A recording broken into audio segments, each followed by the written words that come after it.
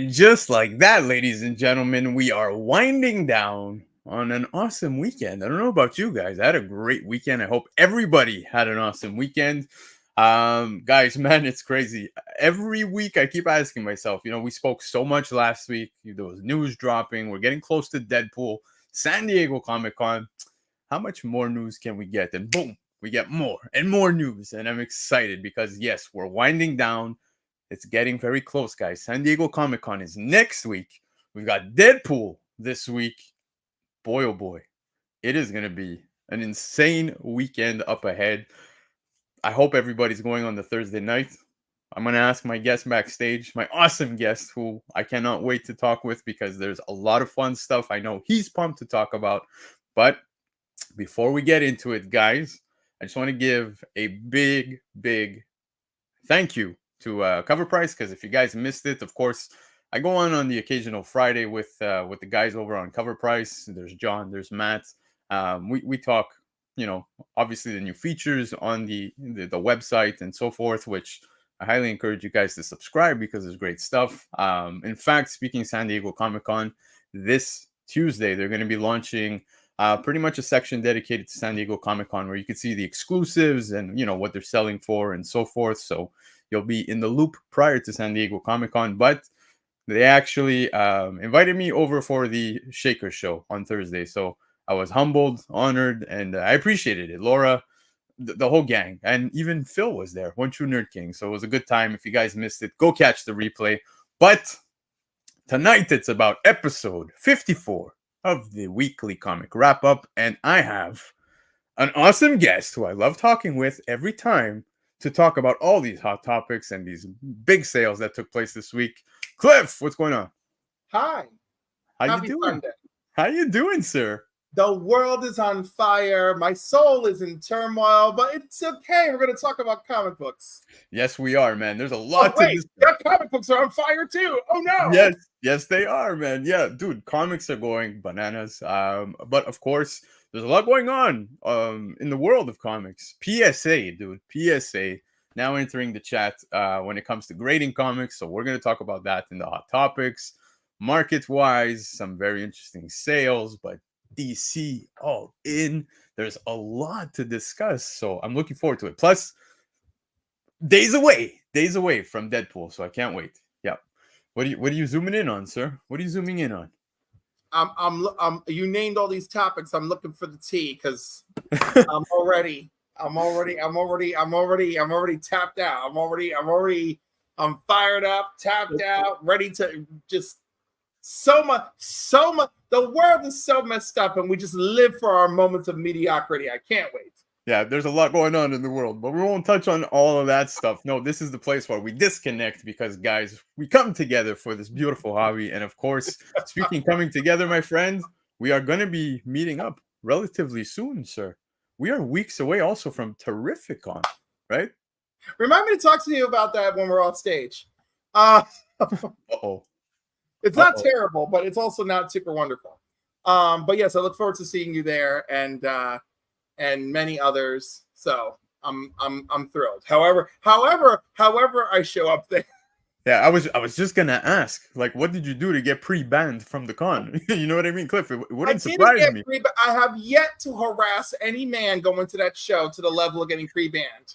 Yeah, I swear, he hasn't. But anyways, always makes my existential crises feel better because I'm in one too. I'm in one too. Love you. Yeah, but guys, we're gonna say hi to the chat first before we get into the fun stuff because we also got the FOC picks selected by Lefteros for this week. But first in the chat is Derek. Derek, appreciate you, brother. Yes, Cliff's gonna be excited. 0 DC books on Lefteros' list on the FOC. You know what's sad? I'm a DC boy, right? I know that. What has happened in the world that now is like, oh, Cliff's going to be triggered with DC? Yep. But we all know how expressive you can be when it comes to DC, especially right now. But Love for Comics is in the house. What's going on, Love for Comics? Guys, show some love back to Love for Comics because an absolute gem, always in the chat supporting everybody. So appreciate you. Got Michael Baker in the house. That's right, baby. No DC, but we got some Baker Shakers and some very good ones tonight. So stick around for the market stuff. Then we got Trev, the shipping guru. Trev goes live 10 p.m. Eastern time. Dude, Cliff, Trev is on the Sunday lineup that Durs puts together. He puts out a wonderful post highlighting everybody who goes live on Sundays. Yes, he does. Always tend to miss the boat the last couple of weeks. I don't send him the thumbnails in time, but the Sunday lineup is in the house. You're on that Sunday lineup. I'm there. You got Trev who's there, who goes live at 10 p.m. Eastern time. And then you have Katie right here, who just went live as well, guys. So please subscribe to all these wonderful people that are here tonight. And of course, there's this handsome fellow here in the chat. Appreciate him being here, of course. You got Comic Nation, guys. That's right. Comic Nation is in the house. Appreciate Comic Nation. You got Marissa, my wife for life, in the house. So appreciate my wife supporting here tonight. So thank you, babe. Had an awesome weekend with you. An awesome Sunday, of course. Now, Lefteros is in the house. Left doing his thing, putting together awesome FOC lists that we're going to get into in just a minute. You got Steph's Comics in the house. Steph, what's going on, bro? Appreciate you. Miss you. We got to get together. Yes, the chat showing some love back to the wife. So I appreciate you guys all doing that. We got Chucky in the house. What's going on, Chucky? First time seeing you here, so appreciate you being here to, come hang out with myself and Cliff as we talk all the fun stuff. Brother Bleeker, man, it's been a while, man. What's going on, Bleeker? Of course, another member on the Sunday lineup, so definitely go subscribe over to Bleeker Street Comics on My YouTube. nerd hole is ready, Bleeker. Yeah. Bleeker's doing some awesome things, man. He kicks off the Sunday stuff with, his church sessions. And stuff Brian. Oh, yes, he does breakfast. I apologize. Yeah. Brian does the breakfast stuff. So, yeah. But definitely Bleeker takes it to another level come later on in the morning. But who else we got here? We got Chia Pet in the house. Chia Pet, what's going on, bro? I know you're pumped for Deadpool for sure. I'm hopefully going to see you on the way out. Christian's in the house. What's going on, Christian, man? Appreciate you coming to hang out tonight. I'm hoping we got almost everybody. We got Palace Comics. Guys, definitely go check out Palace Comics over on Instagram. Great books always being posted as well. So appreciate Palace Comics for being here tonight. All right, I think we've got... No, we didn't get everybody. We almost forgot the legend in the house, Guy Forge, who sent me a sick plate of pasta that he's eating tonight. That's what we do eat as Italians, bro. We're foodies. You ever just DM people food? And you're like, yo, look what's for supper tonight. Like food porn? Yeah. That's what it's all about. I mean, once in a blue moon, I got a little bit of regular porn back. Yeah. Then I'll just say, if you saw me over on Triple G, then my perfect day is, eating Italian food, drinking wine, making love. That's my perfect day. My man. Yes. Someone make my day, baby. There you go. You guys know the way to Cliff's heart, I guess. But we got Constantino in the house. What's up, Constantino, man? Appreciate you. Yes. That looks like a good looking dude. I got to zoom in. He's all right. He's all right. He's all right. He's all right. We'll see. Yeah. But I appreciate Constantino, a fellow brother out west in Canada, and also another Italian. He knows the pasta talk.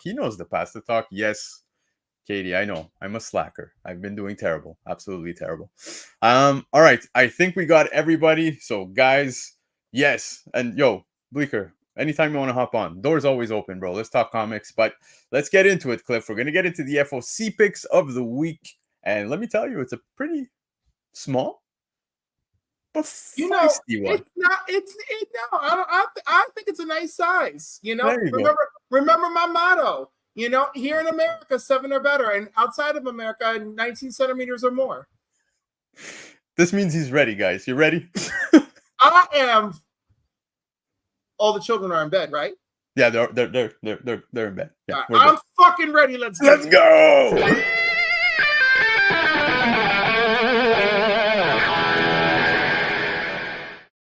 All right, yes, kids are asleep, but us older kids are here to talk FOC. So here's the selections of the week selected by Lefteros for the week of July 22nd. Now, guys, do yourselves a favor. If you're in the United States of America, definitely go visit comicnation.us. Get your pre-orders in for FOC. You got 15% off of the cover price already. You can get yourself an additional 5% off by using discount code Black Crown. But Canada, hold the phone, because we also got Comic Legion in the house. So if you are in Canada, you can get your FOC orders in with Comic Legion, who already gives you 20% off of the cover price on their website, and you can get yourself an additional 5% off on your first order if you use discount code ENLIST. Now, before we get into the FOC stuff, disclaimer, Absolutely nobody's telling you to buy these books. We're just talking about the books, what we think about them. But take this info, make it what you will, and feel free to pre-order anything you like. So, first book up for grabs, Cliff. Exceptional X-Men #1. This is the main cover, first appearance of Axo and Melee. Now, we kind of got this cover not too long ago. I don't know if you remember, it was kind of like blacked out, shadowy, silhouette-y, I guess we could say. But here we have the actual cover. Exceptional X-Men #1. Are you picking up some of the, from the Ashes X-Men stuff? Sure. Yeah. I think I like how we went from the days of E.L. Ewing to Eve. We have, now that we all know that E.L. is a woman, because we still live in a world so sexist that we're still playing name tricks, right? Yeah. So you doing all right, baby. So sure, I'm down to give it a try. Yeah, I actually read X-Men 1, of course. It was okay. Nothing too crazy. X-Men 1 was mediocre and not absolutely so mediocre and not the best segment work. I was like freaking strikes. I was so pissed off. I was like, give that man a real art team to lift him up. Yeah. Why are we doing this? Why are we playing these games, Marvel and DC? That's another thing, Marvel. Step your paper quality up, you dumb bitches. It's 2024. I ain't going to give you my money. I'm sorry, am I ranting too much? No, you're good. You're good. Don't worry about it. But yes, I do agree. The perfect setup. Stop hitting. Really? Let's go fight the U-Men? Come on, Chia Pet. Come on. That was not a great setup. That was not like, oh, I'm jumping on. Come on, Chip. If that was your first X-Men comic, think about that. If that was your first X-Men comic, is that the introduction you want? Yeah, I feel bad for Pacino for stepping in right now, but I want to say shout out to Pacino Collects for being here in the house. But yes, Cliff, I agree on the art stuff. The story was okay. It was like, okay. It was mediocre. That wasn't like, oh my God, I can't wait to start reading X-Men. Yeah. Viewers pouring for the rage. Absolutely. Rage is what it's all about. But Ozzy's in the house. Comic Ozzy, guys, if you're not already following, go follow Comic Ozzy over on Instagram and Whatnot. Some of the best sales you're ever going to find on Whatnot with some of the most fire books. But Cliff, let's get to the next book, because I know this one might piss you off. We got Green Lantern. Let's not even talk about it. The man stole a fucking Batwing. He stole a fucking Batwing. That's Batman's fucking Batwing. He's got spray painted Green Lantern shit on it. Yeah, I love this. Fucking love this. And Mark Guggenheim, isn't Mark Guggenheim the dude who helped produce a bunch of the freaking CW shows? Sorry? Isn't Mark Guggenheim the guy that helped produce a bunch of CW shows? Yes. Yeah, so fuck yeah, I'm on board with this. Steal that fucking Batplane, Hal Jordan. Show people who fucking daddy is, Hal Jordan. Show them motherfuckers and crash that shit into Amanda Waller's fucking face. Do it, baby. Do it. You absolutely are hating the direction right now of DC, and I feel that. Yeah, absolutely. But he stole that goddamn Batplane. Yeah, fuckers, steal that plane. Cliff is on one. Bleeker was puzzled, thinking that the stream went down, but it's bound to go down in a couple minutes if we keep this pace. But Bleeker Street saying no, it was just his internet. Now, Green Lantern 14 is apparently going to be the possible introduction of the Shadow Lanterns. Now, maybe not for you, Cliff. Maybe not for you. But the Shadow Lanterns. Yeah. Michael Baker saying Cliff is challenging Jeb for the hype crown right now. Yeah, he is. But let's get to the next book, because we got Namor #2. This is the main cover. First appearance and cover of Kailani. Yeah. Again, are we going to remember or give a shit about these characters? Look, I don't freaking know. Grab it. But if you're going to grab it because Jason Aaron is kind of telling a decent Namor story. You know what else? Paperweight. Hello. Yeah, Paperweight's in the house. Appreciate you, Paperweight, for being here. No, he's not still sharing his collection. That's over on his channel. He might be still going. But back to what you said about these characters, Cliff, I think, right now in the moment, especially that we're, older collectors, right? We've been collecting for the longest time. We seek some of these key characters, but who knows, man, what we can get in 10, 20 years with such characters. I'm looking. but you're gonna spend $4.99, $5.99 right now in the present. Yeah. You know, I'm okay looks with kind that. of cool. She does look kind of cool. Who knows? Maybe she'll join the young champions. We don't know what's coming. I'm just saying, proceed with caution, okay? Because if those of like this time in comics, we're in a pale valley, people. Yep. You know, so do what you got to do. I'm always saying buy what you love first, even if I think it's trash. That's only my opinion. Yeah. Do what you got to do. I ain't telling you what to do. Unless I think it's such trash, I think you need to leave it at the door. But we don't tell anybody what to do. But I dig this. I'm going the complete 180 of Cliff here. I'm gonna say, yeah, I'm picking this up. I want to see what this character is about. So definitely gonna pick it up. I'm not picking it up. I love Namor. I want naked Namor. Dude, Namor just fills me with chesty violence. I love it. You know, give me more all the time. I love it. Love it. Derek's in the house. Yo, Derek, what's going on, brother? Appreciate you swinging by. But yeah, man. So there you go. Issue number 2. But let's move on because we got Miles Morales, Spider-Man Annual number 1. This is the main cover and introduction of new Miles Morales relatives might be taking place within this one. So that's pretty cool. Love it. Yeah, I you know, one thing about Miles Morales, I think it's those exchanges he has, right, with his family, his mom. Even if you played the video game, you know what I mean? Those exchanges are always key. It's pretty much Peter Parker with Aunt May, right? So yeah, I look forward to seeing the expansion. Listen, Cody Ziegler has not done Miles wrong, not for 1 second. With all the crossovers and bullshit, he has hung in there like a champion, writing this shit. Good on him. Lovely, fun cover with Federico Vincenti. Love the Puerto Rican flag in the background. I think he's actually in Puerto Rico. All right. Oh, so yeah, new relatives in Puerto Rico. I love it. I give it 10 out of 10, baby. Yeah, that's totally biased. Totally biased. Of course, it's totally biased. Yeah. I'm gonna voy a comprar como 10. Voy a comprar como 10. Yeah, my brother Steve is in the house, man, from Team Nerd Herd. Guys, if you're not already subscribed to Nearing Nerdvana, go subscribe, show some love. But Steve and the boys always doing some awesome stuff. So appreciate you being here, Steve. And Comic Nation asking the question, has his grandma from Spidey and Amazing Friends on Disney Plus appeared yet? She might be appearing now in Puerto Rico. Let's go. Let's go. That could be a thing. So, guys, Abuelita de mi. He's feeling the vibes. He's feeling the vibes. I'm feeling this book. So yeah, I'm totally gonna pick this one up. And up next, we have this awesome variant for Deadpool number 5. This is the movie variant, Dogpool. Guys, this has to be the most hideous looking dog I have ever seen in my life, and they did an amazing job casting such a dog, I guess. But yeah, man, I love dogs. I love dogs. Are you capable of loving such? I know you are. Don't pretend. I'm a dog lover, and he's messed up, but he deserves love too. Damn, his teats are really popping on that cover, aren't they? Yeah. Oh yeah. It means that it's the dangling tongue.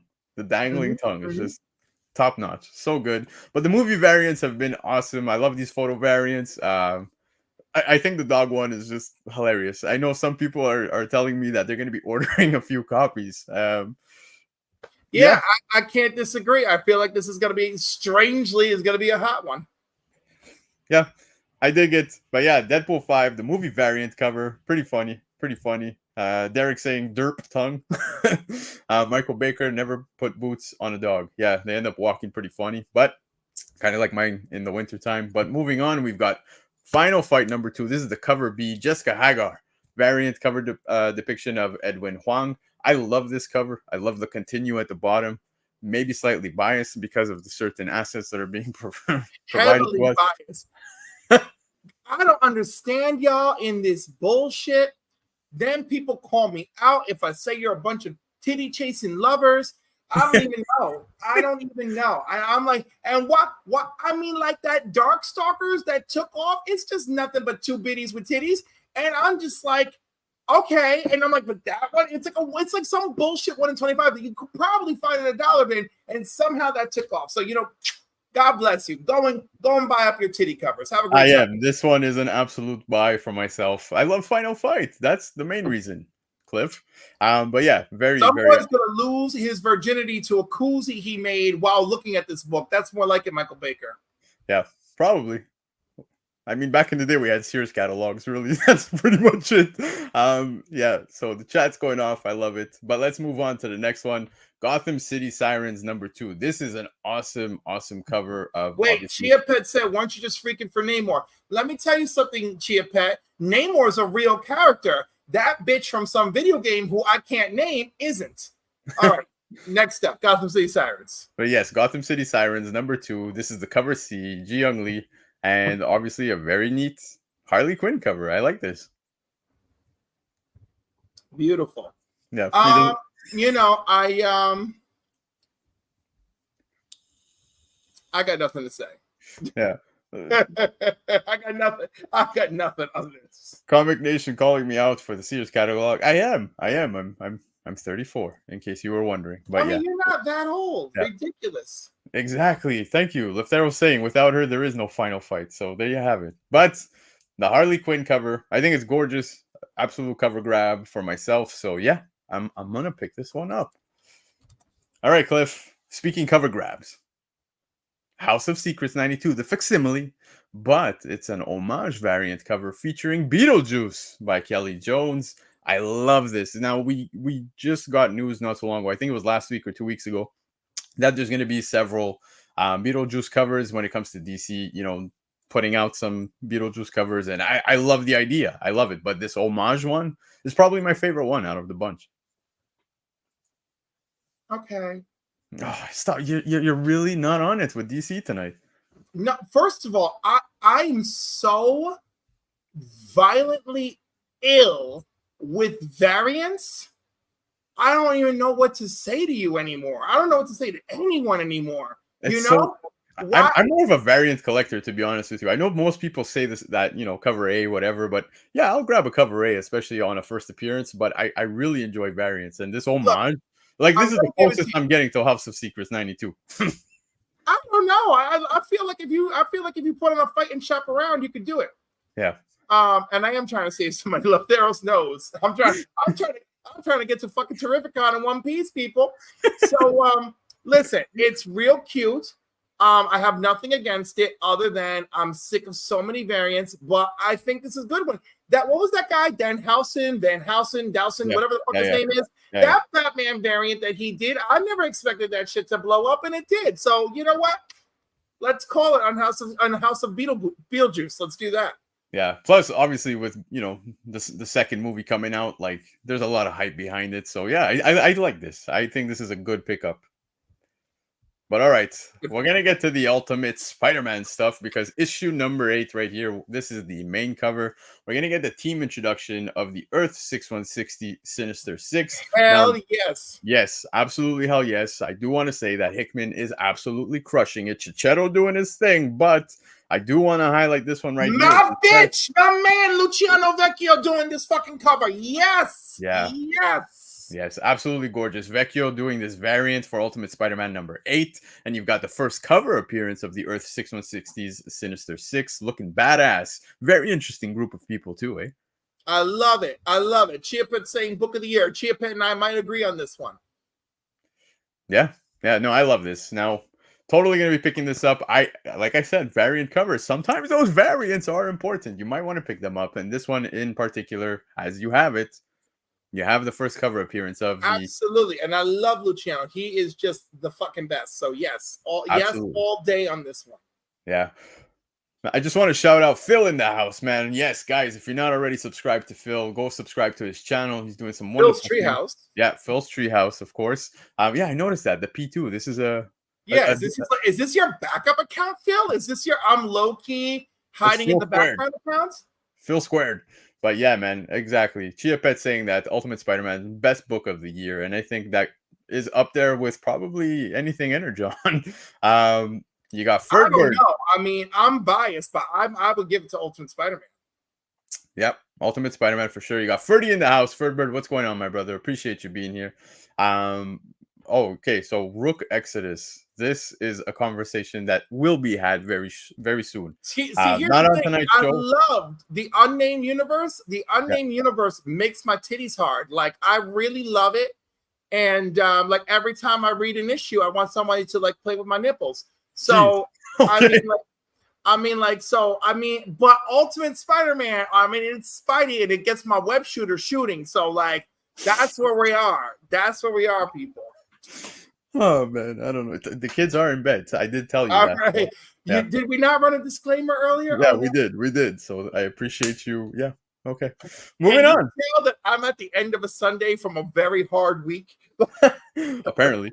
Phoenix #2, guys. Main cover right here. This is the possible first appearance of Adani as an adult. So this is the cover A. So main cover right here, guys. But tonight's thumbnail was exactly this one by Nguyen, Yes. and I think it is absolutely gorgeous. This kind of feels like one of those that would have been an incentive, maybe a 1 in 25 type Isn't it cover. Nguyen? Nguyen, I guess. Nguyen, whatever. Oh my God.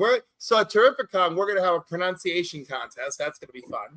So it's funny because I actually have a friend with the last name like that, and we call him Nguyen. And he's just okay with it. I guess. All right, fine. Maybe he's like, yeah. We're like Nguyen. Yeah, they're like Nguyen. The comment station's got it. Nguyen. Call your friend Nguyen. See what happens. See if he goes, oh, you finally got it. Yeah, we're like Nguyen, and he never says anything. So ideal. We went through all of high school like that. But yeah, man, beautiful cover. Absolutely love it. Katie agreeing with us, saying she loves the cover. Yes. Yo, Lindman's I love in the cover. I love Stephanie Phillips. I love Phoenix. I'm okay. This is okay. Thumbs up. Yeah, what's going on, Lindman, man? Appreciate you swinging by to hang out tonight. But yeah, man, it's a gorgeous cover by, I guess we'll say Win to make everybody happy, but to honor my friend, I'm saying Nguyen. So we're gonna. Thero says that this is only her third comic book cover ever. Yeah. What was the other one that just came out not too long ago that passed on FOC? I'm trying to remember. Lefteros, if you remember, drop it in the chat. But it was another banger, man. So absolutely gorgeous. Just trying to remember what was the book. You got Ben LaRouche in the house. What's going on, Ben? Man, appreciate you being here. Of course, don't worry about being late. As long as you're here, we appreciate you. So let's keep it going. There you go. Yes. She did a Scarlet Witch #1 variant. Yeah, and it was the 1 in 25 for Elektra. That was pretty insane. There we go. Yep. You got Kenneth in the house. What's going on, Kenneth, brother? Appreciate you being here. We got Lobo Liquor in the house. Yes, Scarlet Witch and Daredevil. Yeah, dude, Scarlet Witch, hands down, was absolutely amazing. But the Elektra, really gorgeous, man. But yeah, keep it rolling because we got a Scotty Young cover here, guys. Predator versus Black Panther #1. Like I said, Scotty Young, and I like this night vision view we have right here. I think it's neat, man. You got Black Panther there. Nice little, word box going on in typical Scotty Young fashion. I like this. This is a cute cover. Cute cover. Can I say that? It's a cute cover. It is a cute cover. Yeah. You're leaving it at that? That's it? And I'm leaving it at that. Fair. But yes, Predator versus Black Panther, guys. Scotty Young. Now, we're going to talk incentives. This is Spider-Man Reign 2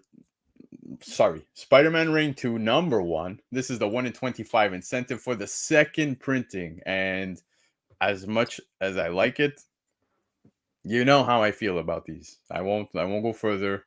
When you get a cover that was available on open order the first round, and then we get it as an incentive, yeah, I feel a certain way. That's just me. But I feel a certain way too. My LCS doesn't typically order 25 of the after printings, because it just doesn't happen.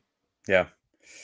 But it again, beautiful cover. I will not discredit that it is not a beautiful cover. I think it's gorgeous, but Lefteros is like, I love triggering him. I was like, I bet you do, baby. I bet you do. Yeah, I'm sure you would. Michael Baker saying that he'd pet that kitty. I'll leave it at that. But guys, I want to end it off with this one here. Leftero sent me the slides, and I was like, yeah, I'm going to put this dead last because I really think this is Rose Besh's best cover. Am I saying that right? Is it okay, Cliff? Yes. Okay, yep. Thank you. Exceptional X-Men #1. This is the 1 in 100 incentive. Now, there is a regular trade that is available for open order, so you can get that at regular cover price. But in a Virgin, this is just so good. Like I said, one of her best covers, in my opinion. It's a great cover. Yeah. He's leaving it at that. Canadian Survivalist is in the house. What's going on, Canadian? Appreciate you being here with myself and Cliff. You made it just in time to catch the back end of the FOC. But yes, I think, like I said, one of the better ones. Again, my wallet permits me to go for the open order one. I cannot afford the 1 in 100. But I wonder how many shops are even going to go for 100 copies when it comes to Exceptional X-Men. Left, I know you're in the chat. I don't think there's any exclusives tied to this one either, right?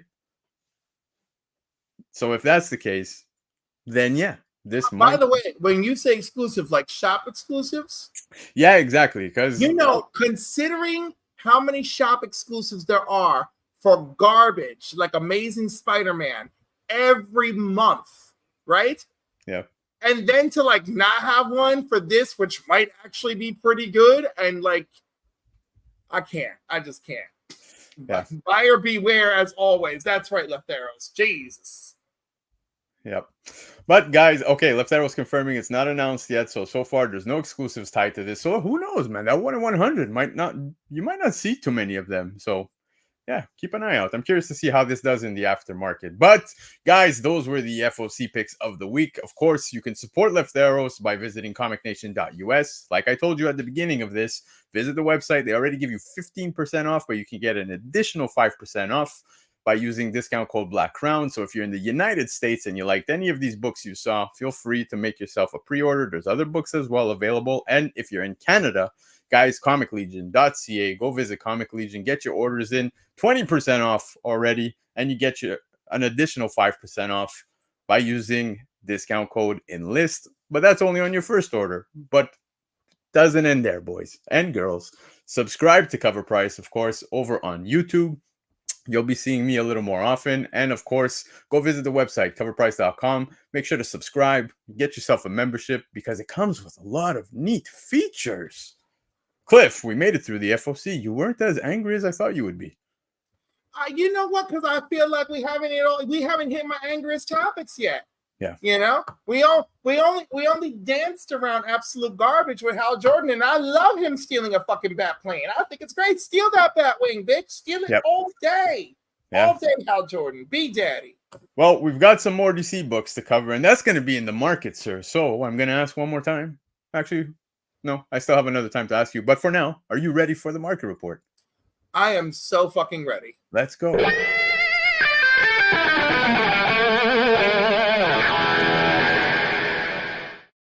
All right, guys. Now, you know how this goes. Every week, the market report going through, various lists, looking at the books and how they sold on the secondary market. But I do want to put it out there that not only are there these lists, but we're counting it down to San Diego Comic-Con. So, yes, we have San Diego Comic-Con pre-sales that I've seen over on eBay, which I can't wait to share with you guys. Welcome to my trigger. Welcome to my trigger. Yeah, I'm gonna put some emphasis on this. All right.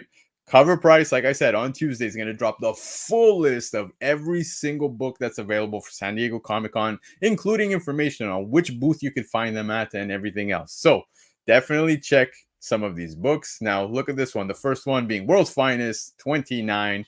This is the Alex Ross San Diego Comic-Con 2024 exclusive. A CGC 9/8 on a pre-sale, sold for 192 Canadian dollars. I think it's pretty interesting how people can already guarantee 9/8. I don't know how they're locking down some copies. For sure, somebody. But yeah, pretty interesting. Already a sale. Now, obviously, a familiar cover. We've seen this before, right, Cliff? We've seen this before. It's not original art. It can eat a dick in my book. If you're a completionist, I respect you. That's it. Yep. Yeah. So it was Wizard Magazine. I think it was issue 155, if I'm not mistaken, somewhere around there. I was going to say, you want to spend $192 Canadian? Go hunt down the issue of Wizard Magazine. Go have fun. Yeah, but yeah, man. So already doing a little bit of movement here on the secondary market, although the books have yet even to hit some people's hands, right? Like I said, someone's guaranteeing a 9/8. So shout out to them. But let's keep it rolling because we also have a Mark Brooks San Diego Comic-Con exclusive for 2024. It is for X-Men #1. Now this one right here in a raw sold for 82 Canadian over on eBay. Now, what's interesting is that Mark Brooks doesn't have just this particular one. There's another one where the colors seem to be reversed. It's more bluish on the top. And he's also got a Virgin with a more all-white top. So obviously that would look awesome with a signature. So would this one. But yeah, Mark Brooks does great work. I love Mark Brooks. Yeah, he's good. Yeah. So San Diego Comic-Con exclusives, clearly not up your alley. I feel bad because I feel like I think like I'm just like I just feel like he's kind of soured Mark on Brooks? the business. Yeah, like the last time I saw him, he was not the man I once knew, and I was very let down. Really, everybody I know that met him in Montreal Comic-Con had nothing but good times. Maybe he was just in a shit ass mood when the last time I saw him in New York, and that was just very unfortunate for me. I could imagine it was New York Comic-Con. Yep, I could imagine it could be a little overwhelming for anybody at New York Comic-Con. It's one of the biggest cons of the year. You know what? If someone comes over and like, oh my God, how are you? Blah, blah, blah. My usual shit where I'm getting hugs from other people and I come over to see him and he barely looks up from the table. It was just not a good time. I don't know what was with him. Yeah. I mean, I'm not going to hold it against him forever, but it was a souring moment. Okay. And which X-Men #1 is this supposed to be? The one that I just shit all over a few minutes ago? Pretty much, that's the one. Okay, then yeah, I don't give a fuck about this. Save your money. Get something better. I don't, what the fuck? Get a better Mark Brooks cover. Yeah, no love for comics sake, no love. Thankfully, Love for Comics is here because love has nothing but love for comics. But yeah, man, nothing but love for this community, and that's what I'm trying to tell y'all. Save your damn money. I know. We all know. Man. Said so too soon. It's a fine cover. It's awesome, man. With the little hot rod behind that, I love it. But let's keep it going because J. Scott Campbell announced the way y'all just buy up coochie covers is fucking ridiculous. All right, here we go. You love it. Now listen to this, okay? Because J. Scott Campbell. Where are my hot, sweaty Namor covers? Where is like Peter like getting his shirt ripped up? Where's Peter? I'm just saying, we barely get shit like this. There's nothing. You literally have Nightwing dedicated to you, but only Nightwing. It was just air shots. We want more. We want to play around. Fair. I can't wait to start my Kickstarter. That's fair, but it's a good looking cover again. Totally different. But Spider-Gwen, the Ghost Spider #1. Now, J. Scott Campbell announced that at San Diego Comic-Con, he's gonna have some exclusives, and one of them being Ultimate Spider-Man 4, which he's gonna have. There's I forget which issue it was. It was one of the 3 of the exclusives. It wasn't I don't remember, but anyways, it's a version. And then he's also got some copies of those homages for Ultimate Spider-Man that we saw him do, obviously homaging himself. But here we have Spider-Gwen, the Ghost Spider #1, J. Scott Campbell, 2024 exclusive. It is a neat cover. I think it's awesome. Probably one of my more favorite ones coming out of San Diego Comic-Con. I know, Cliff, I know how you feel, but a CGC 98, 219 Canadian dollars on a pre-sale. Not too bad. Sure. Yeah. Hey, you guys can pick these up, going to San Diego Comic-Con if you're going. Like, oh yeah, have you? I was like, my country is just as long and wide as yours, baby. Now we're just not hopping off. We're just not just trucking off to fucking San Diego, and I don't care about that shit. San Diego sold out such a long time ago, and the disease that it has created is now affecting my precious New York. It's thank God we have Terrificon, bitch. That's where I'll see you. That's bitch 15 and 14 for 14, 15 for everybody. You're just looking forward to when San Diego Comic-Con ends up becoming a cruise, is what you're telling me. But yeah, that's gonna be. No, I'm kind of looking forward to when it becomes an island in the ocean. Yeah, but see, this is what I'm saying. We've got some homies out west, man. That's right. Steve from Team Nerd Herd is going to be going to San Diego Comic-Con. I know a lot of people out west that are definitely making their way. Paul in the 619. I know he said over on Covrprice's channel that he's going the Friday and Saturday. So shout out to everybody who has the opportunity to go, man. It's bucket list stuff for me. But let's get into some other books from the list. Now, this one here was a cover price shaker. We have Terminator: The Burning Earth #1. This is the first cover art by Alex Ross, and it is a fun book. I try not to bring up books that have made, already been put out there. We talked about this one on Thursday, and it just stood out to me because a CGC 98 selling for $200 on Alex Ross's first artwork. First cover. I think that's a good price. I think that would be. I love it. I love that. That's a great price. It's underrated. It's kind of like McFarlane's like first cover, that Coyote one, right? That's right. Have a great time, Steve. Have a great time, everybody. But yeah, continue.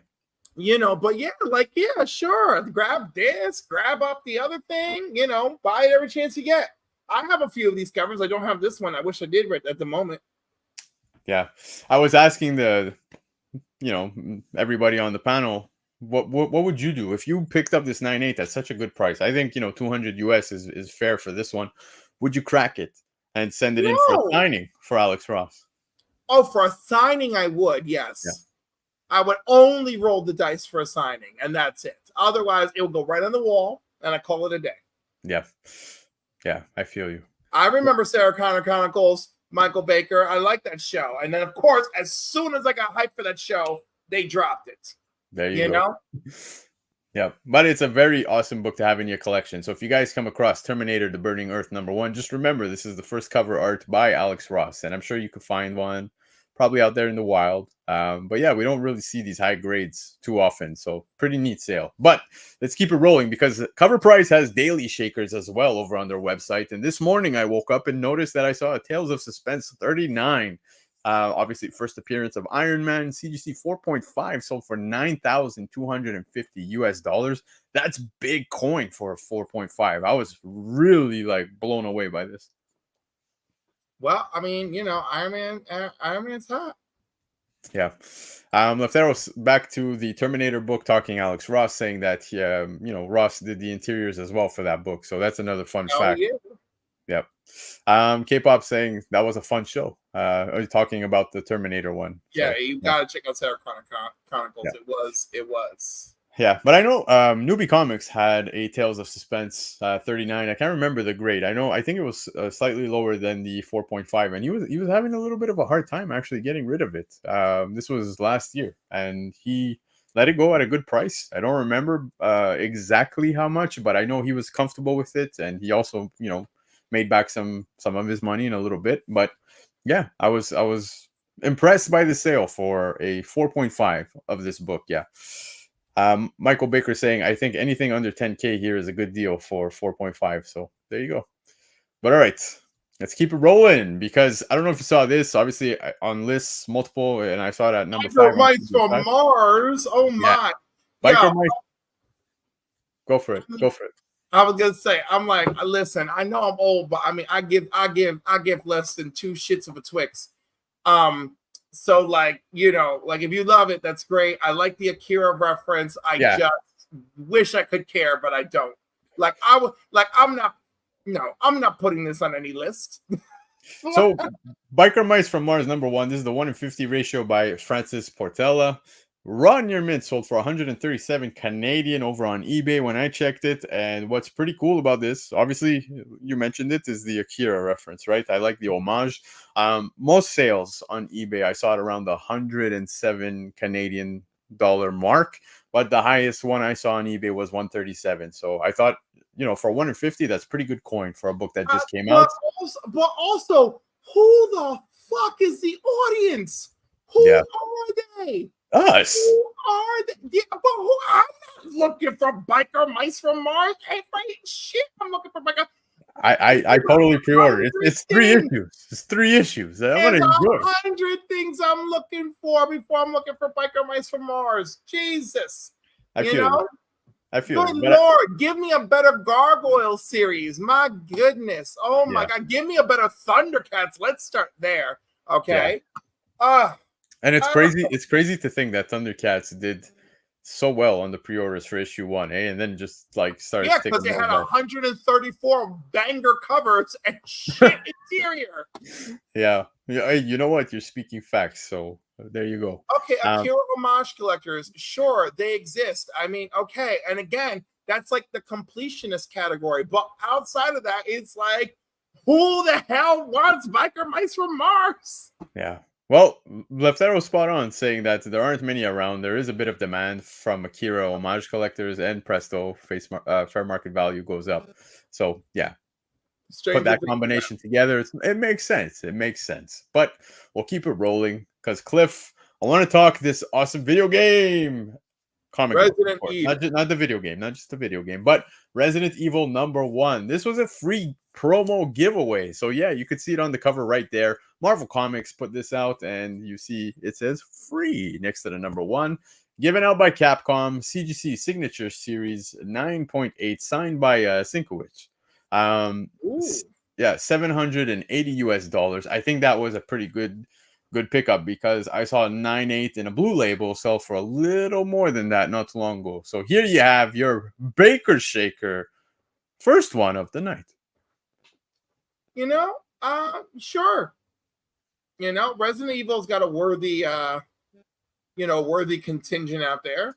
Absolutely. And this is actually not easy to come by, so like that's totally valid. Yep.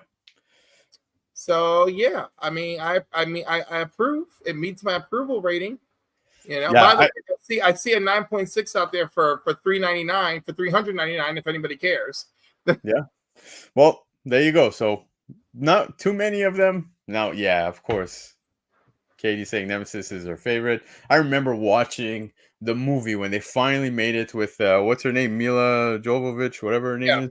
Mm-hmm. And dude, Kill Switch Engage, the end of a heartache at the end of the movie. It's a song, by the way. I know you're not too familiar with the band, but it just slapped so hard. Resident Evil. With the song. Sorry? I said I am familiar with the song. I'm very proud of you, honestly. That makes me happy. But yeah, man, Resident Evil, one of my favorite childhood games. I remember when I was playing it on PlayStation with my brother and my cousins, like anytime Nemesis would pop up, we would drop the controller, press pause, and run the fuck away because we were scared shitless. Like, it was pretty intense for kids. But yeah, man, it's still to this day, the remakes and everything, I play them so often. I still have to pick up the latest one, the remake for Resident Evil 4. But yeah. Definitely a cool book. Capcom giveaway. I don't know if people may not even know this exists. So there you go. Katie saying Raccoon City felt more like a Resident Evil movie. I just wish it was a bit better. I couldn't agree more, man. Then she's saying, oh my God, the first game, yo, I was so scared of those damn dogs. Me and my roommate Goon were playing it. We were like, oh shit. We had to like prepare ourselves. Yep. It was a whole thing, yep. And then of course we're trying to figure out the plant in the laboratory. I mean, this is the whole thing. But yeah, I love the men of Resident Evil. The men of Resident Evil have really helped me get through some tough nights. There you go.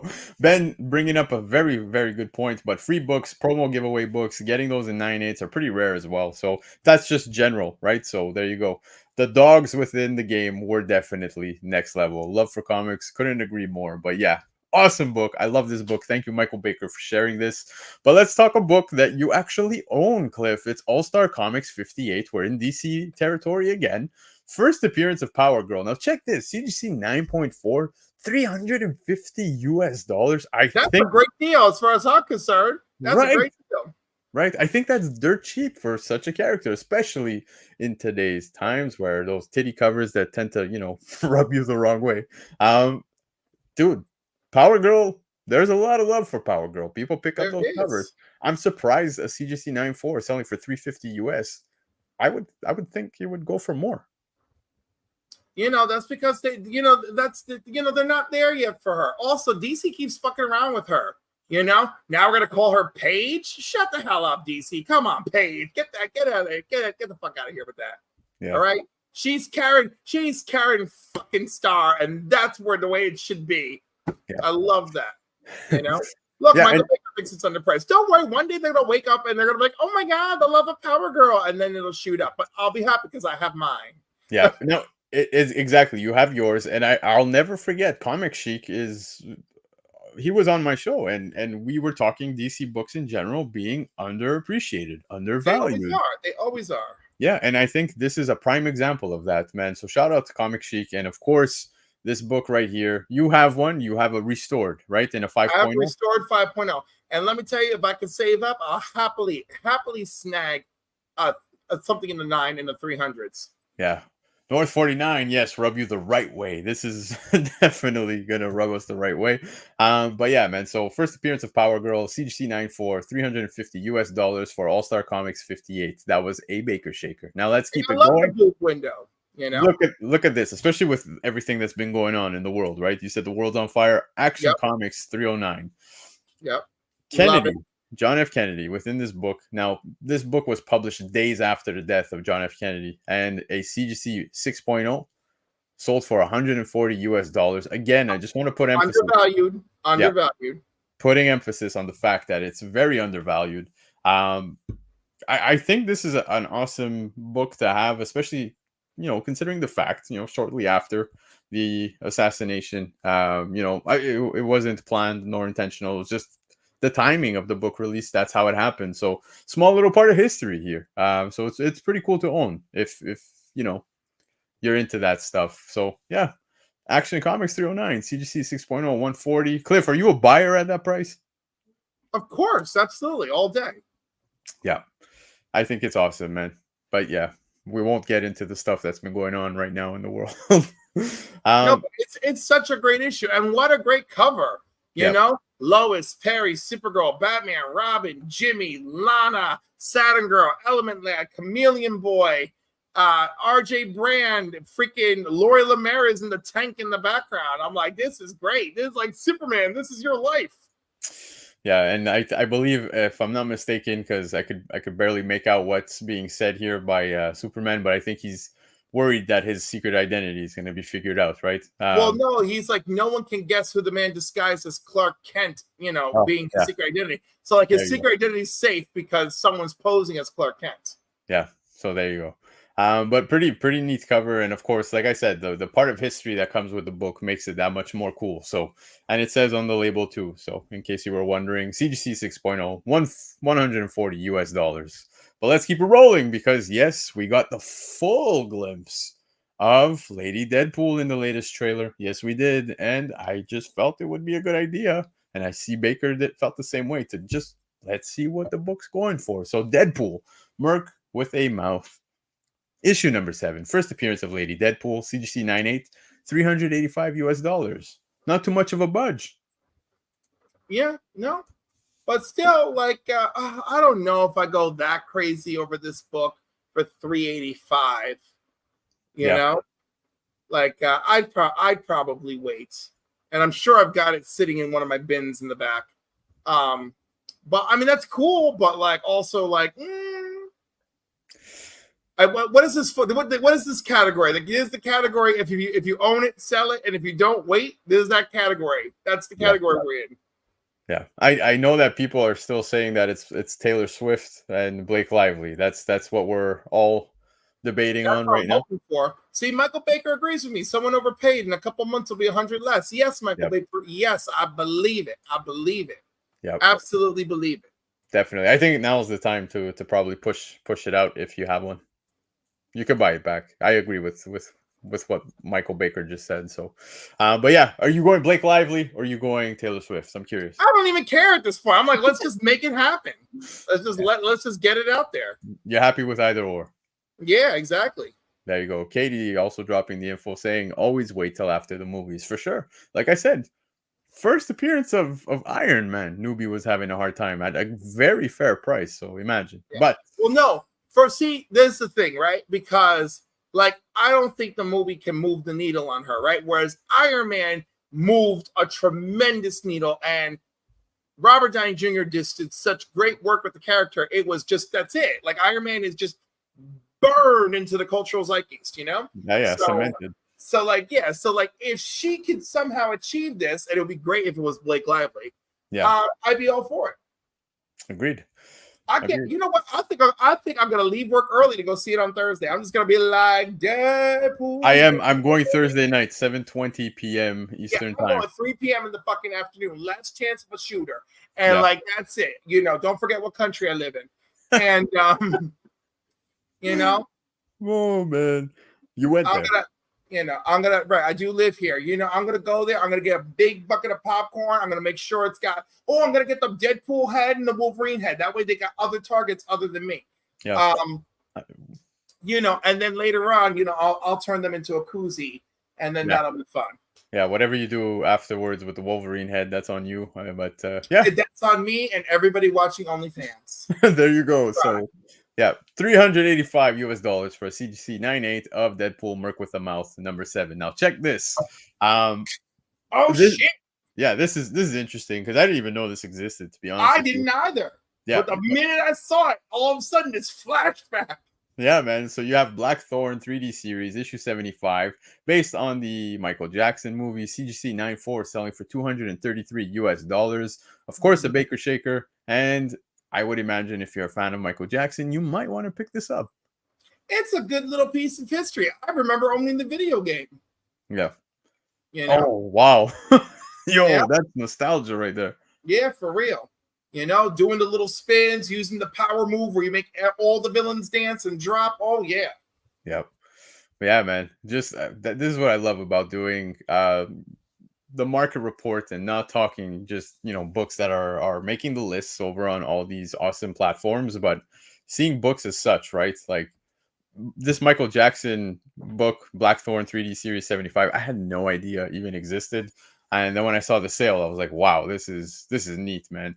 It's So very neat. yeah, no matter what your thoughts are when it comes to Michael Jackson, I think his music's untouchable. That's something I always say to everybody. You might feel a certain way, all the stories we've heard, but music-wise, untouchable, man. Oh shit, there's a 9.6 on eBay for 400 people. Oof. Ooh, So go snag it up. Go snatch that shit up. Go snatch it. yeah, but pretty cool, man. All right.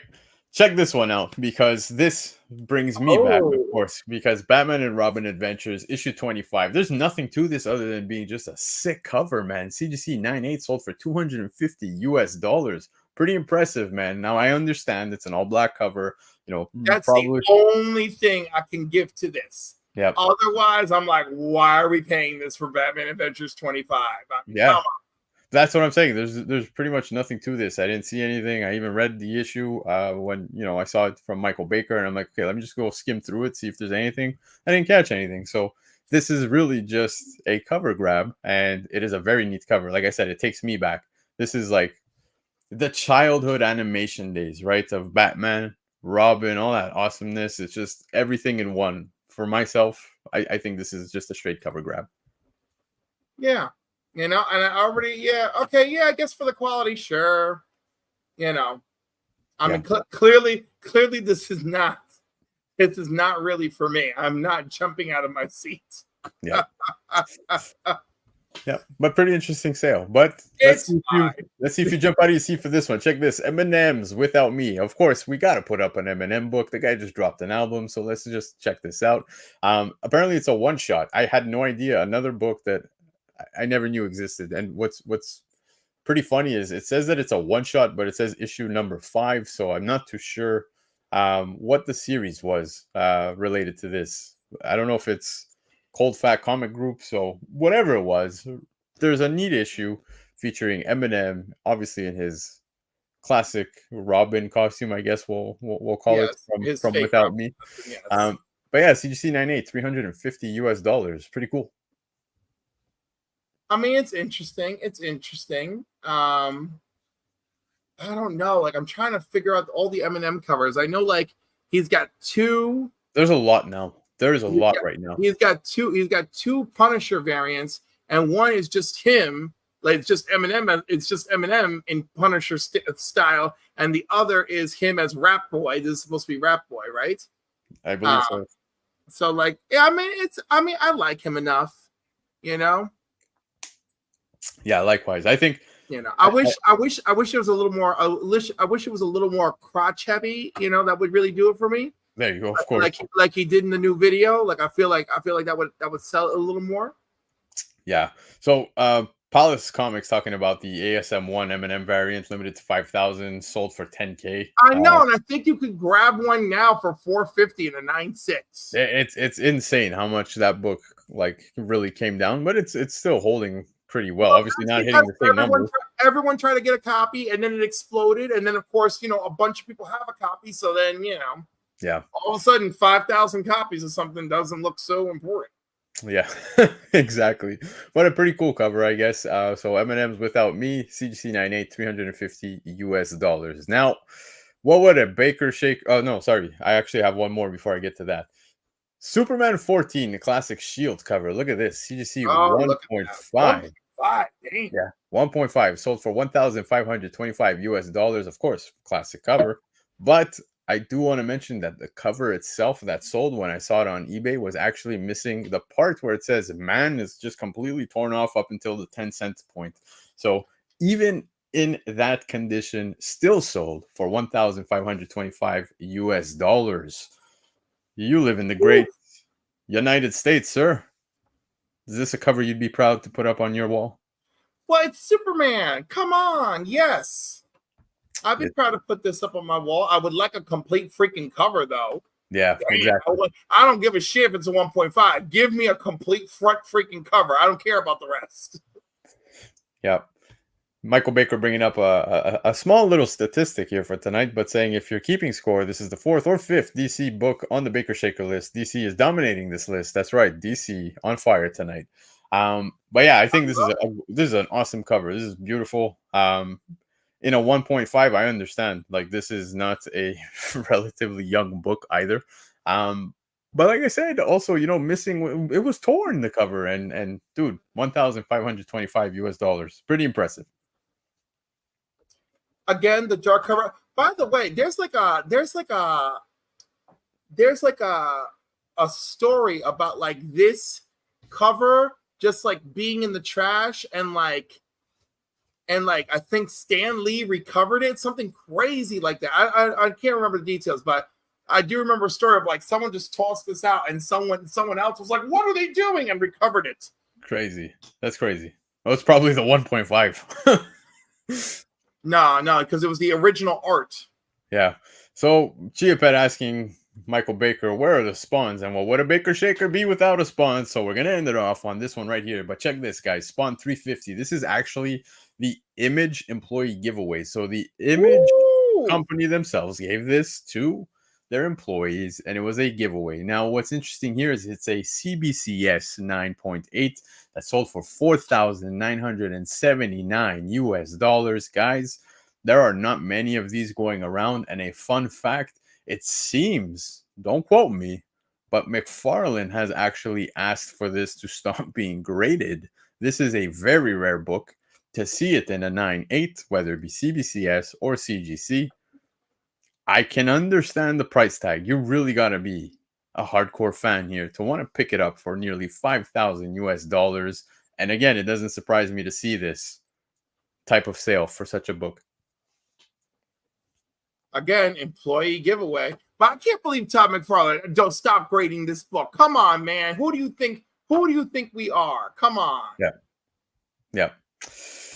We are wild ass collectors out here. Ain't no one gonna stop grading it, not unless you create a controversy behind it.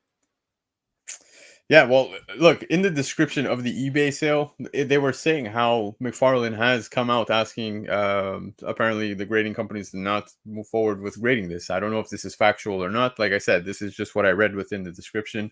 Love for Comics saying, yeah, PSA is still going to grade it.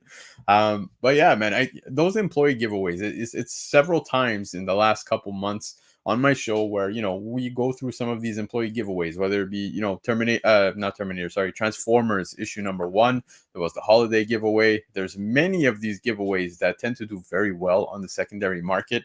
And you got to remember that for these publishing companies, Cliff, they're pretty much, it's costing them 30 cents to make, give their employees something, I guess, prestigious, something really cool. And I mean, right, if their employees want to make a buck, don't hate on it. Yeah, I think this is really neat, man. So pretty awesome. Yeah. So Michael Baker saying, Todd said no more signings if you don't obey me, allegedly. Okay, so there you go. That's what was said. But yeah, man, I think this is a pretty interesting book. 350 was a big issue, of course, as you can see here with Nick's. Pretty neat. But Cliff, that was the market report, sir, and we have one last segment for tonight, and it is Have you recovered? Have you recovered? Are you ready? Oh, I am beyond ready, my friend, because it is a spicy one. But for the last time, I have to ask you, are you ready? I'm ready. Let's fucking go. There you go.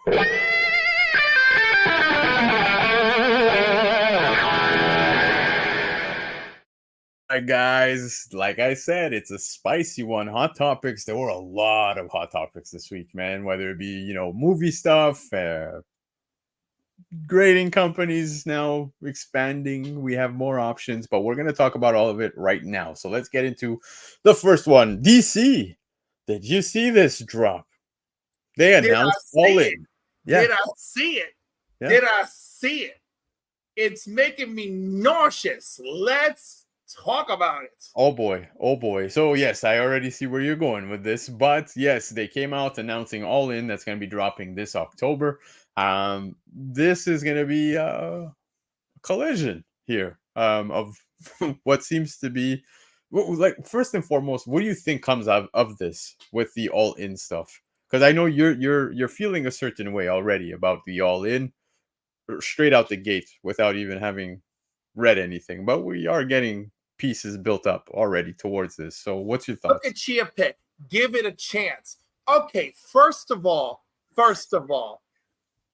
okay, am I the only one thinking tacky as fuck that we have absolute power and then we're going to get absolute DC and we're literally going to have Darkseid give birth to it? You know? Yeah. Like, what? Like, okay, also, are you telling me in a world where Amanda Waller has lost her shit and you know I'm all about absolute garbage, right? Yeah. Darkseid's going to come in and probably commit the rescue?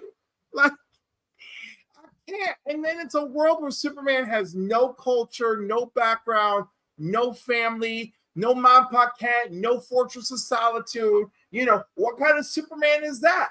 You know, and it looks like he's got all sorts of solar energy power coursing through his freaking veins. And yet, with no culture, no background, no fortress, no mom, pop cat, somehow he's got the goddamn costume. You know, freaking Wonder Woman with the freaking cloud Final Fantasy VII Buster sword on her shoulder, and this freaking henna or tattoo shit. Then this disgusting Dark Knight Returns over the top giant fucking barrel chest goddamn Batman. This is shit. So first and foremost, I asked the question over on Covrprice. Okay, you brought it up. Now I just want to touch on this first before you go into what you were going to say. So new creative teams for DC's ongoing titles is going to be taking place now. Tom Taylor is going to be Mikael Janin are going to be hopping on to Detective Comics now. Tom Taylor, I fully have faith in. I love Tom Taylor. You have Mark Waid, Mariko Tamaki, you got Clayton Henry, and Skylar Patridge on Action Comics. Dan Waters and Dexter Soy on Nightwing. That I'm a bit worried. All right, so let's see here. Tom Taylor on Detective, I don't care because it's Batman. Mark Waid, that whole team on Action sounds interesting. Dan Waters, good writer on Nightwing. Bill Kennedy Johnson, absolutely love, but it's on Batman and Robin, so okay, fine. On Titans, I don't know. Can anyone make Titans happen? Yeah, here we have John Layman. Whatever. Yeah. You know, I'm just concerned. But you brought up the look of a certain someone, which is Batman here, and as you can see, like you said, that big chest going. But look at those fucking legs. I was gonna say that. What is that shit? Yeah. You know, I don't. It'll be revealed why he's big. I don't care. It's disgusting. I don't want Bane Batman running around. Look at that. What kind of bat symbol is this? It just might be Bane as Batman at this point. Right, I don't think it's not Bruce Wayne. How do we know? Yeah, it's not Bruce Wayne. Yeah, I think the physique's probably a giveaway if it's Bane, or maybe he's this just looks like just a Dark Knight vomitous rehash. Yeah, you know. So I can't believe it. I think it's almost impossible for these absolute books to be bad reads. Are we sure? We sure? Yeah. So when I was talking about this with Bobby from Covrprice, we spoke after the stream, and he said the same thing. Leftero saying that I think he may be on Venom. So yeah, those seem very fitting as the possibilities for the Batman coming out. And also, I believe that it was said in one of these articles that if Superman is the moral compass of the DC universe, then Darkseid is the immoral compass of the absolute universe. So, you know, I guess we should just be looking forward to darker tones. Well, it's funny you mentioned darker tones. Let's get into it because you got Wonder Woman here looking the way she does. Now, she doesn't seem too off from the regular Wonder Woman outside of, let's say, the tattoos looking, whatever it is, tribe-ish going on. It almost feels like those Samoan tattoos. But yeah, I kind of dig the concept here when it comes to Wonder Woman. Your thoughts? Sure. Sure. Sure. Yeah. Well, it's not really Wonder Woman. I care for your opinion. It's actually this right here, sir. Superman. I Yeah. think I said plenty on that fact already. I'm like, I don't know what we're doing. Yeah. You know, we got this guy roaming around, looking all sullen and angry, and like, you know, with solar energy coursing through him. Yeah. You know, I'm just saying, what kind of Superman do you get with no mom, pop cat, and no Krypton, no Fortress of Solitude, nothing? You know, Well, like I mean, like the concept sounds interesting. Like, okay, but like he still had to grow up somewhere doing something. You know, and, like did he just pass through the foster system? You know, while setting things on fire with his eyes? Like, I mean, like where are we going? Yeah. You know. Yeah.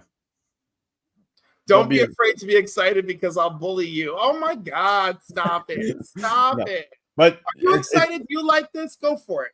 It's funny you mentioned this about Superman because yes, Absolute Superman #1 by Jason Aaron. This Superman has no family, no Fortress of Solitude, and no home. Will he stand for truth, justice, and a better tomorrow in this new universe? Seems to be the big question. So yeah, pretty much what you just said. But we got W Vogs in the house. Vogs, how's it going, my brother, man? Appreciate you being here. I have yet in 3 years of being on YouTube, 1 year with this channel, got to hang out with Vogs, man. Hopefully we can make that happen sometime real soon. But yeah, man, Cliff, I don't know, man. The all-in stuff, I'm intrigued. I am gonna pick it up. I am totally gonna give it a read. This looking absolute stuff, and I mean, sure, I'll be there for the intrigue, but like, meh. Yeah, for sure. But let's move on because not only are we getting that, we're getting Iron Man, a new Iron Man. It looks like we're going back to basics. So what it's saying here is that Iron Man enters a new brutal era this October. Pulitzer Prize winning journalist and author Spencer Ackerman will launch a new run of Iron Man with artist Julius Ota.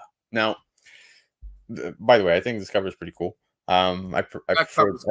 Yeah, I prefer this one where it says, you know, the Stark rocks in war. Like I said, it looks very back to basics.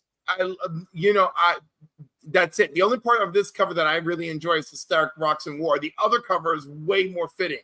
Oh yeah, absolutely, absolutely. But Marvel Comics has revealed Iron Man is getting a relaunch with a new #1 issue on October 23rd, written by Spencer Ackerman, with the art by Julius Ota. The series will feature an Iron Man who fights back, plays dirty, and unleashes every bit of his intellect to bring down his enemies. The current run of the series officially ended today, and this is when the article came out a few days ago.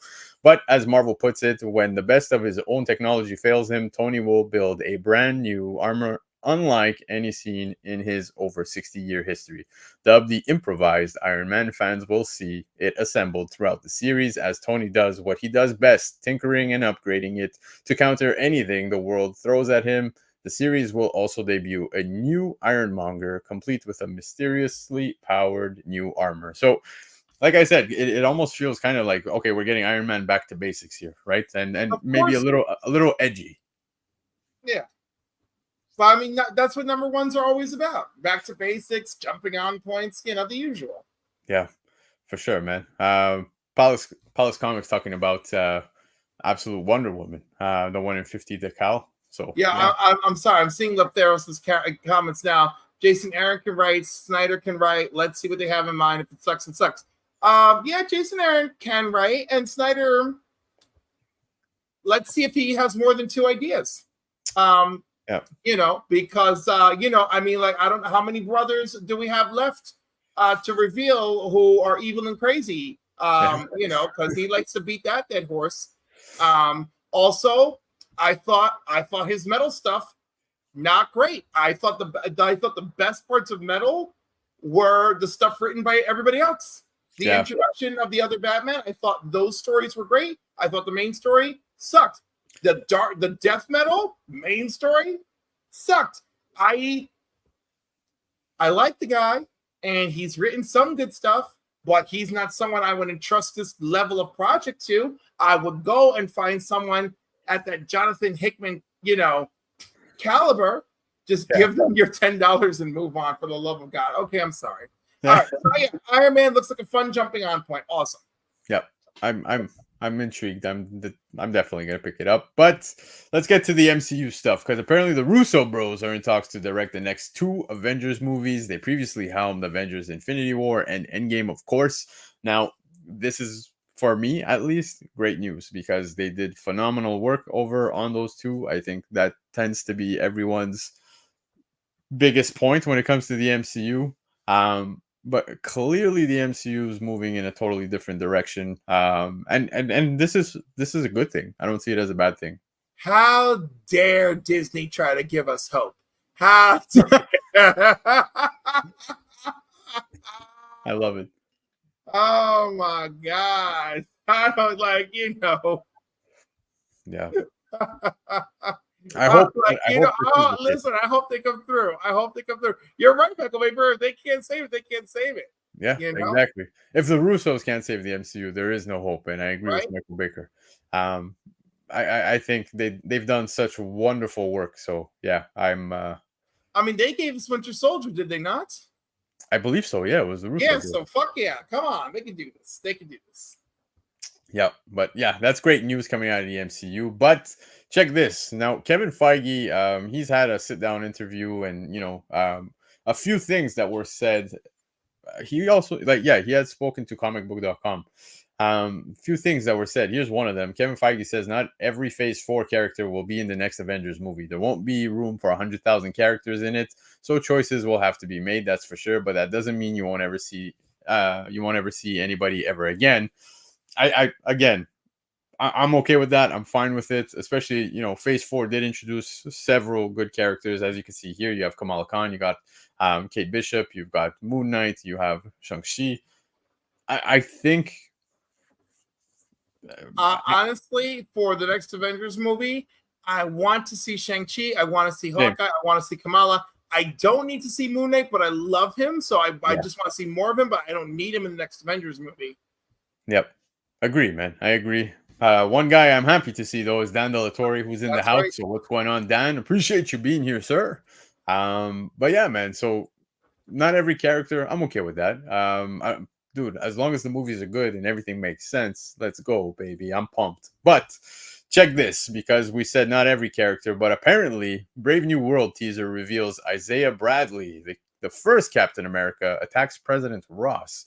I actually didn't see that, to be honest with you. So I want to go back to watch that. But it's very quick, but it's very, when you slow it down, it's clear. Yeah, but apparently the assassination attempt comes from brainwashing. Yep. Obviously it wasn't done unintentionally to give us such characters, right? Patriots. Remember when that book popped off, and it tanked immediately after Falcon and Winter Soldier. It came down significant too. But yeah, I'm curious to see how this is going to play out within the movie, because Isaiah Bradley, I think after this we probably won't even see him around. I'm hoping that even though they canceled the Young Avengers movie, I'm hoping we'll see some Young Avengers. Is it officially canceled? I mean, that's what I've read everywhere. Yeah. I haven't seen anything official, but yeah, I did see a lot of that talk circulating. But I mean, yeah, I hope we do get the Young Avengers, although I don't think... I think right now the main focus of the MCU should be the big picture, and I don't think the Young Avengers play into that big picture yet. Maybe in time, but yeah, Chip had saying Young Avengers not canceled. Right, it's only allegedly. Yeah, Baker saying it's done. Yeah, Snyder was misquoted apparently, so he never said that. Well, we'll see.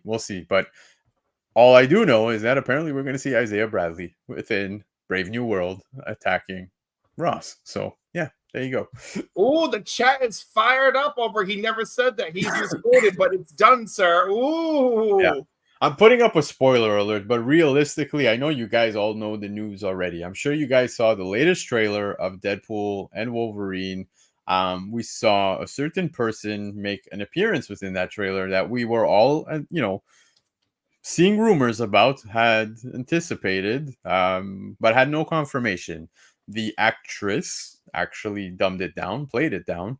Um, and it's funny because in a recent article said that she learned to do such from Andrew Garfield, who did the same thing when it came to No Way Home. So I'm going to Love put the spoiler alert. I gave you guys pretty much enough detail as to what we're going to talk about next. But if you didn't see the trailer, then yes, I suggest you turn away. If you did see the trailer, well, stick around because, guys, in 3, 2, 1, Daphne Keane confirmed to return as X-23 in Deadpool and Wolverine.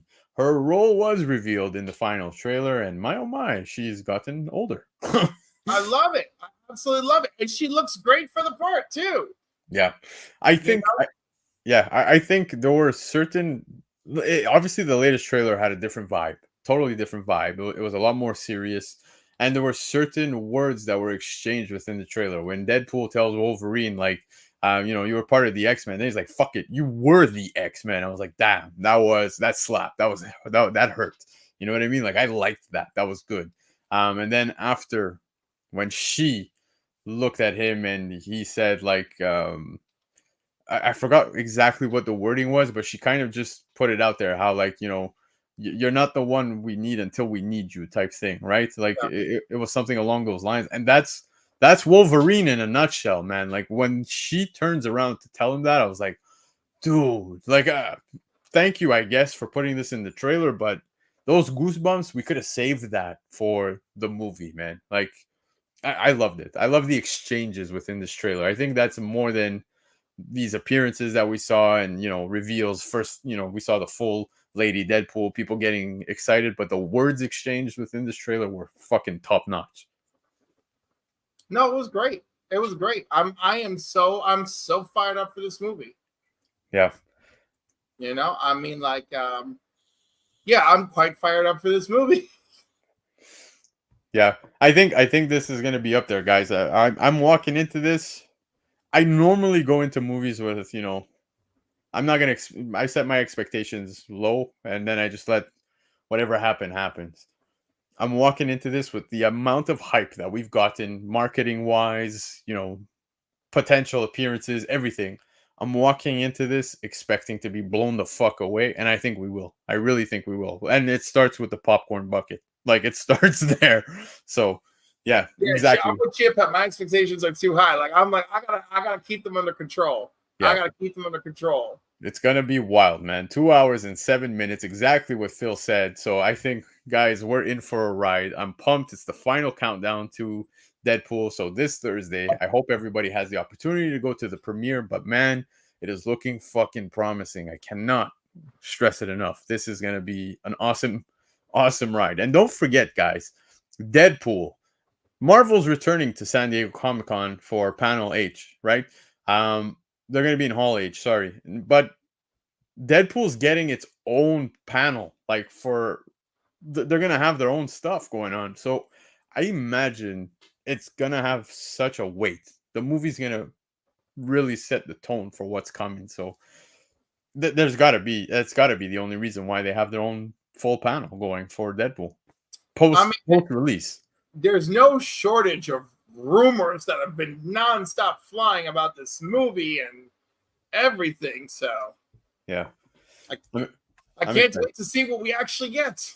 Yep. Well, we just got to wait a couple more days, man. 4 more days and we're there. But let's talk about this because it's happening, guys. Like I said, Kevin Feige sat down with comicbook.com and listen to this, man. We've been talking about Nova for quite some time. I know certain people are excited. I'm pumped. Comic Dude. Nova. Yeah, hell, a lot of us are pumped. But in the interview, Davis asked what was happening with Nova. Feige said it's happening. It's coming together. Richard Rider, yep. Then when it was asked whether this would be a movie or a show format, Feige said a show. Yeah. As for when the project is slated to actually hit the small screen, there's still some time on that front. As Feige said, it's 3 or 4 years out. You know what? I'm happy. I'll take that. I rather they execute Nova to perfection. I'm a little concerned that it's a TV series. Yes and no. Yes and no. There's a lot that needs to be said when it comes to Nova. Like I said, we've already seen that, Xandar is destroyed. Are we going to get some of the pre stuff before it got destroyed? Are we going to build up towards an annihilation via a TV series? That would be my dream. But again, that would require a lot of thought and planning that I'm not certain they're capable of lately. Yeah, but 3 to 4 years, I think they can make it happen. Of course they can make it happen, as long as there is actual thought and planning involved. Yeah. Here's a good question from Chiapet, man. So any chance the cameos from the movie show up at the panel? I think this related to the Deadpool talk. I think that just might take place, man. I wouldn't be surprised, man. Expect to see some big names over at San Diego Comic-Con. But Nova, yeah, man, I'm pumped. Let's fucking go, man. We finally have a little more movement in regards to Nova. So 3 to 4 years out. Yeah. I hope they cover. Well, I was gonna say I love Richard Rider. Like, let's start there. But I hope they do Sam Alexander too. I'm okay to wait for some of the Sam Alexander stuff. I really want to explore, the stories that Richard goes through, man. Especially up until the end, man. Not the end, but like the Guardians of the Galaxy run, where like he looks at Quill and they just look at each other and they're like, man, let's just take a break, take a step back, type thing. They go through a lot of shit. Annihilation is they do. It's incredibly well written. I have zero faith that that Marvel Studios is going to adapt that at all to my liking. So like I listen, the one thing that they've assured me is my bar remains so fucking low lately. Yeah. Low. I feel you. But yes, I'm very excited about Richard Rider. I love him. I love him as Nova. I like Sam Alexander too. I think there's room for both. I think there's good ways to do it. Give him the series. Yeah. Introduce Sam a couple years after. I hope we're all still here. I hope I'm still living in the United States when it happens. Yeah. Yeah. No, for sure, man. But yeah, I think that's probably the route it's gonna go. But Cliff, I want to get to the big topic of the week. Chat. Oh my God, there's something bigger. Brace yourselves, chat, because we need to talk about the fact that PSA is now entering the grading landscape when it comes to comics and magazines. That's right. Collectibles grading and authentication giant Professional Sports Authenticator, PSA, has announced that the company will enter the comic book grading and authentication field in early 2025. And as you can see here to the right of the panel, for those of you just listening and possibly driving into work, it's basically a PSA slab that we're all familiar with when we have, graded cards. But here we have a Hulk 181 with a nice, neat little 9.4 at the top right corner, which is actually certain information that I immediately, took in, because when I heard PSA was entering the grading side for comics and magazines, I was like, okay, are they going to stick to their grading card system, right? With like a 10, 9.5 or whatever, and then just go, 10s, all of that stuff. But we're seeing 9.4s here. So I'm imagining we're going to get the 9.8, the 9.6, the 9.4, and so forth. Now, before we get into all of those fine details, Cliff, first and foremost, what did you think of this news when you heard it that PSA is now entering the chat? I immediately had to start doing research on PSA, who owns them, that they've been losing money. Why would they want to get into this now? I think the slab is not cool. It doesn't. They need a better slab, right? They're going to use their branding for they're going to use their reputation to try to parlay that into comics. But this is like not wildly impressive. Like you need to have a good looking freaking label, and you got to promote that you've got a very high quality material slab, because you want to come to the CGC party, right? Because that's the party you're coming to. You got to come so correct. And the fact that like I hear that the parent company used to be 800 and something million, now it's like 500 something million. So this is like this. So instead of this sounding like a tactical strike, this sounds more like a desperate grab. And I'm having feelings, right? Yeah. So like, Leftero's like Leftero's saying, it's a retaliation. I hear you, but also, is it gonna work? But this is a fair point by Lefteros because it's not wrong, man. The fact that CGC said, you know what, we're going to get into the grading side, isn't it ironic that PSA within pretty much the same year time frame says, all right, well, we're coming into the comics and magazine side of things. So immediately, yeah, it's kind of like it's a public tension that you saw take place when I heard this news. Then you look into multiple things here. Let's break it down because we spoke the label. I'll talk the label. I agree. I think the label looks okay. It's nothing too crazy. I like the fact that you can get this matched, I guess, with your cards. Now, perfect example, there was a time when Marvel was doing, comic covers as cards and they look good together. I would say, graded if you have it in a PSA in a comic and then also in the card form. Sure, that looks good if you're into that. But I don't find the label to be super appealing out the gate. So I do think they would need to make a little adjustments there. But I also saw negative talk about this. People saying CGC is superior, CGC is king or whatever. Like, guys, I just want to put it out there. That's just such an ignorant like comeback. I didn't want to come like incorrect. I really want to look at it. Like, look, Love for Comics is saying PSA has a trusted customer base. Why not offer it? Of course, it is a good business decision. But also, I have to look at the why. And yes, of course, CGC is coming for them with the cards. But there's a reverse to that too. People on the card side, like they are so dedicated to PSA. CGC can't monopolize. No, they shouldn't monopolize, but we have monopolies in this country that pretty much go unchecked. Yeah. I mean, it's just like unless we decide we want to make an example of someone. I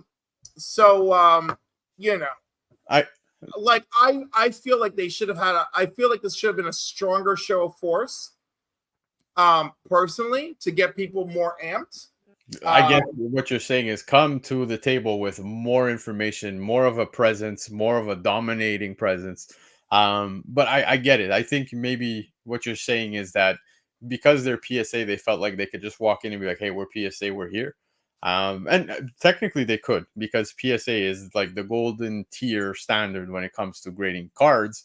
But now coming into the comics thing, what I was saying is that a lot of people are like, yeah, no, CGC is king, right? Like I said. And in my opinion, guys, I really think you should take this in as a big plus, a big positive, because the more we have accessibility to such companies, especially in the last bit of time, look how much, how many discrepancies we've seen within grading, right? All of the problems that arose just out of CGC, and some not even being entirely their fault, right? There was employees doing some shady shit. But how many times have we said it on shows? Like, we'll look at a 9.6 and be like, dude, this is totally a 9.8, and I don't understand why it's a 9.6. I think, if PSA really pays attention to what is going on, especially us, right? We're talking. Are they listening? Probably not. But if they are, you would hope that they hear some of our feedback and be like, okay, maybe we should put notes on even 9.6s, 9.8s, right? It might take that extra step. Thing. Like there's so many things that they could do right to strike, right? The first thing is CGC has gotten so laid back with graders notes, right? So the first thing they could do is make sure there's good notes on the label and make sure that when you go online and look it up, the complete notes are there. So making that a task item right off the bat, that would be great. Like I said, a better label, a strong, slab, and the thing is like, I'm not saying that I'm just saying, like, it's fine. It's totally fine, and it makes sense. But you know, I have my concerns, and I do feel like they should have come with a stronger show of force. Yeah. But like, you know, and I was gonna say also, like, there's clearly so many CGC haters. I mean, not an infinite number, but enough that like PSA could be like, come to us, we are here. Yeah.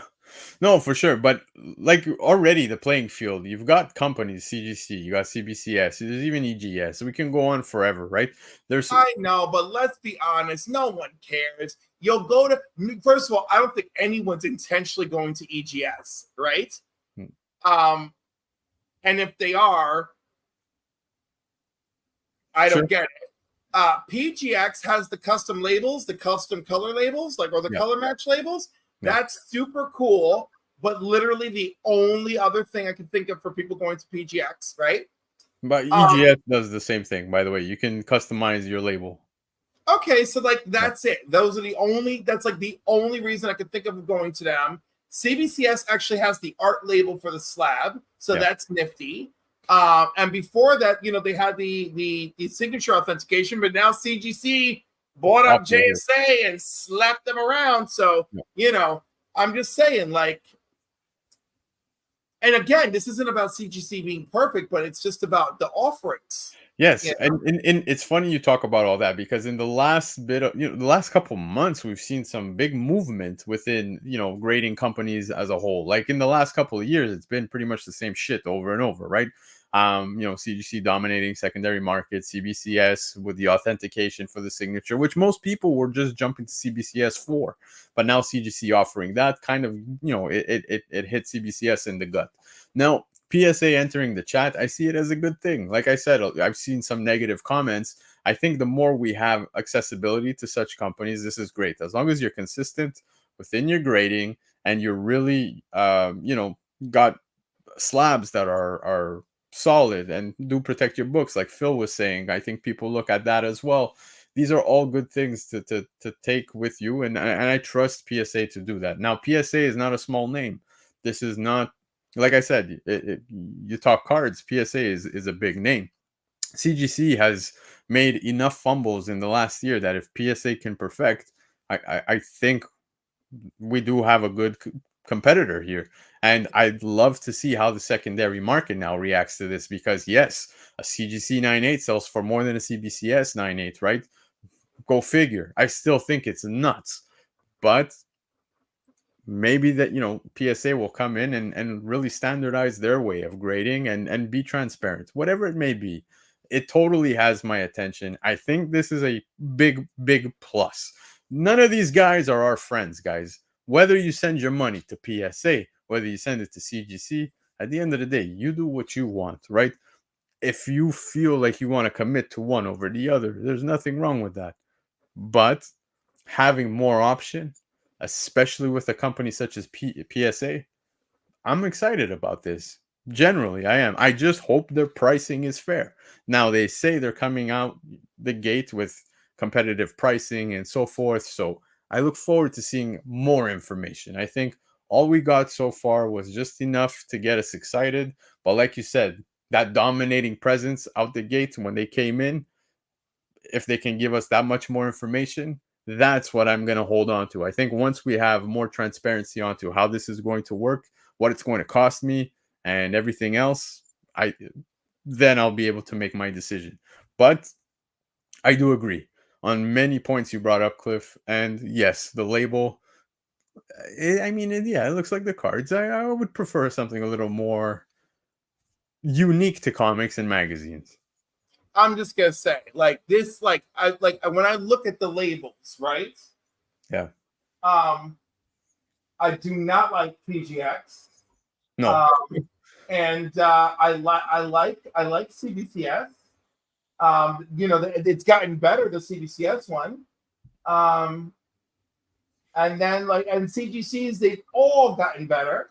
So yeah, but like again, you know, it is what it is. We're here to collect. We collect for various reasons, whatever. So it is interesting, but they're really gonna have to impress me. Yeah. But I'm excited about this, and I could tell that many others are as well. But Cliff, that was the show, sir. That was episode 54, guys. I feel bad. I felt like I ended almost on a whimper. Nah, at all, man. Dude, you ran through this and gave Jeb even a run for his money when it came to the energy, because Jeb is a phenomenal guest. You're a phenomenal guest. And I look forward to getting more people on anytime. The door is always open. But Cliff, for you, my good sir, you could come on anytime. You know this. And I appreciate you, even under short notice, accepting to be here. Yes, Chris, 54 episodes already. What's going on, guys? Time's flying, man. I know. I gotta get you on a Saturday morning with me. Yeah, let's do it, man. And obviously you're doing a lot of stuff, so definitely plug some of your stuff, because yes, you have said certain things before, but I catch you everywhere. I pop up on a random stream. You know, I'm working so hard trying to put myself out there. I had a birthday to go to today, so I wasn't available for Council Comics. I wasn't available for the Sunday session with Dervs. I wasn't around. So like, Jevin's gonna move from the liquor to cocaine to up his energy. Oh no. Yeah. But like, yeah, so Saturday mornings at 10 a.m. Eastern, it's Comics and Coffee with Cliff on my channel, Cliff on Comics. Next week, I'm going to have C-Bizzle on. He's one of the co-hosts of Council of Comics with me. We're going to have a great time. If you missed this week's episode, I had on Mike of Super Slabs Comics. Go find that episode. Go check out Mike. Mike's got a great collection. He's got every issue of the original Static run slabbed in a 9.8 with two exceptions. That's so nice. That is great. And once he gets those, if he can get those two at 9.8, he will have achieved the CGC official complete series 9.8. He should get a little CGC left for that. Yeah. Love for Comics saying he's got a Friday birthday party for him, and I promised you I took a picture of when your birthday is. I even set it in my calendar, so I will message you to wish you a happy birthday. Oh shit! We got to show up on Whatnot. Yep, 100%. Is he friends with the Principal Defects? Is hashtag Brotherload going to be present? I need to know.